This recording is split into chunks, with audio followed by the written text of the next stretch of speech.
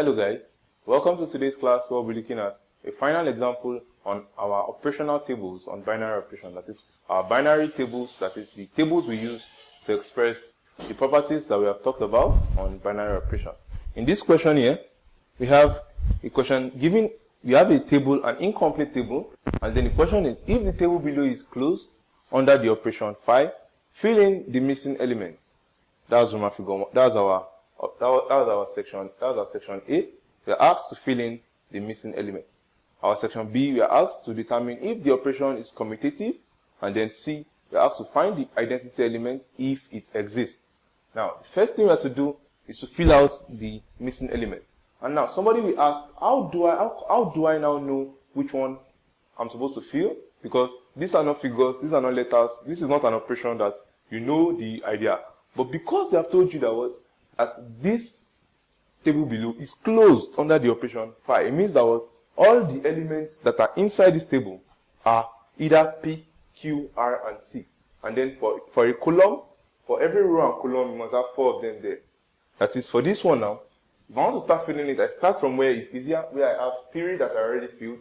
I just need to fill one more there. I know I have, look at this one now, I have P, I have Q, I have R, I have T, okay? I have P, I have R, and I have T. It means the value that I'll be filling here will be Q. I go to the next one. I go to this side now. I realize that I have P, I have Q, and I have C. That means I need to fill this one with R. I check which other one again do I have 3. Okay, I have 3 here. I realize I have P, I have Q, I have R. I can easily fill this one with the fourth one, which is, and so on. I keep on filling. I go to this. I look at the last column. I see I have Q, I have P, R, and C. I know I can easily fill my Q here. I look at the second row. I have R, T, I have R, C, and Q. I know I need this one to be filled with P. And then I can fill up the remaining 2. Because I know this one will be P, Q, R, T. And then this last one will be obviously, this one will be T.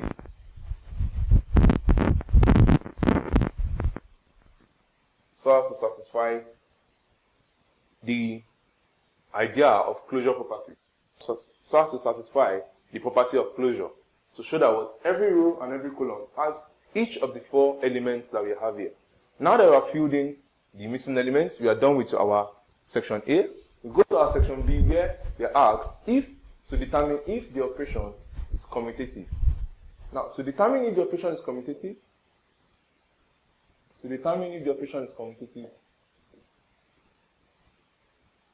for commutativity, we need to know, for commutativity, remember that for everyone for every operation between 2 variables P and Q, it must also be the same thing. That is, P operation Q must be the same.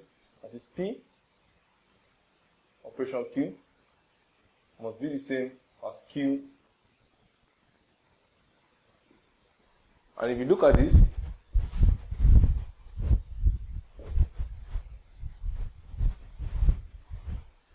you realize that our P operation Q here, from P here, operation Q, we have R.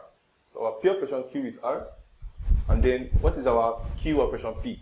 Q operation P, also R. That means the values for our operation here are the same thing.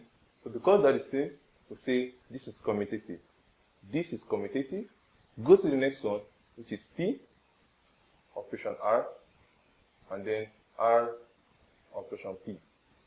We're trying to see if they'll give us the same thing. P operation R and R operation P. We look at P operation R. Looking at P operation R, we see for P operation R, we have our value to be Q. And then for R operation P, we have our value to also be Q. Because they are the same values, then we say, yes, they are commutative also. We go to the next one. We have P operation C P operation C, then C operation should also be the same thing. For P operation C, we know we have a value of P operation C, we have P, and then that means T, looking at T operation P now, T operation P giving us P also. So because the two values give us a value of P, it means that what? They also are what? Is a commutative. Now, once the first value here is already giving us commutative for its theory combinations, we do not need to test for the remaining other ones, because for P alone, testing with each of them has also given us, already shown its commutative property. Therefore, I can say that what? I can say that the operation, is commutative. Now, so the next question we are asked to find the identity element if it exists. That is, if the identity elements of each of these exist, then we should find it. First of all, we need to consider what the identity element explains. Remember, for the identity element,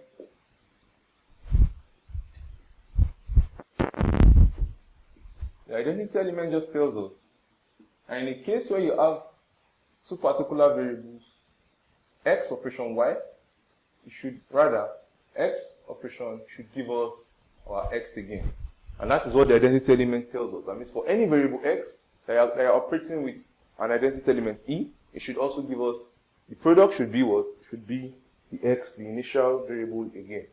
So if that is the case, if I'm considering for P now, that means based on that, my P operation identity element should also give me my P again.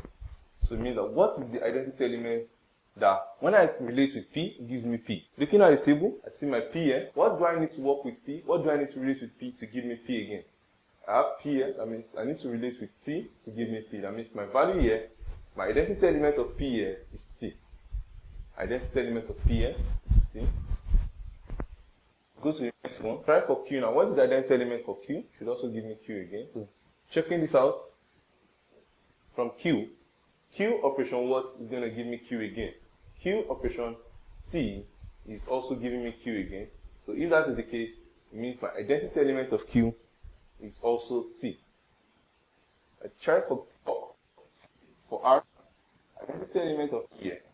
When I look at R, when I relate my R, looking at R, when I operate R operation, what will give me R again? R operation, what on the second axis, which is T again, will give me R. So it's only R, and when I operate it with T, it will also give me R again. So it means that I will have my T element.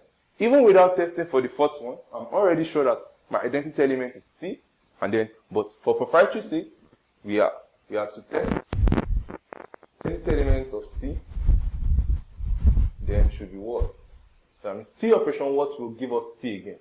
Come back here, you look at the T, yeah, this T operation what on the second axis will give it T again, will give it this T. So obviously, we have our T as the identity element. So we realize that I can say therefore, the identity element, and that is the identity element of this operation, and this is why we call it a day on binary operation.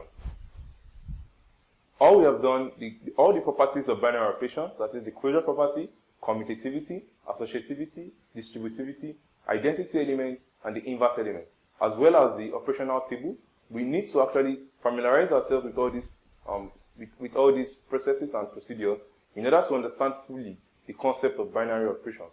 In the next class, we'll be taking a different topic altogether.